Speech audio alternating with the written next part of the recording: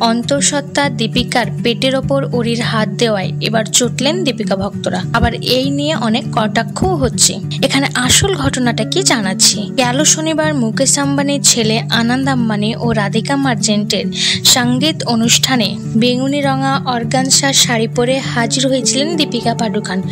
ভারতীয় ঐতিহ্যবাহী সাজে মুগ্ধ করেছেন সবাইকে। ওই দিন দীপিকার বেবি পাম্প দেখে আবেগকে আপ্লুত হয়ে পড়ে ভক্তানুরাগীরা। তবে অরির প্রকাশ করা ওই ছবি দেখে অনেকে মন্তব্য করছে, অভিনেত্রীর বেবি পাম্প আসলেই চোখে ধুলো দেওয়া। তবে কি সারোগেসির কথাই সত্য? পুরো বলিউড জুড়ে এখন এই প্রশ্নটি ঘুরে বেড়াচ্ছে। প্রেগনেন্সির প্রথম দিন থেকেই চর্চার কেন্দ্রবিন্দু আছে দীপিকা।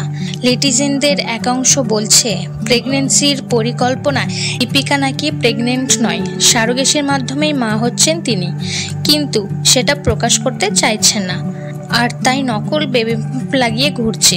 অরির পোস্ট করা ছবি যেন জল্পনার শিলমোহর লাগালো।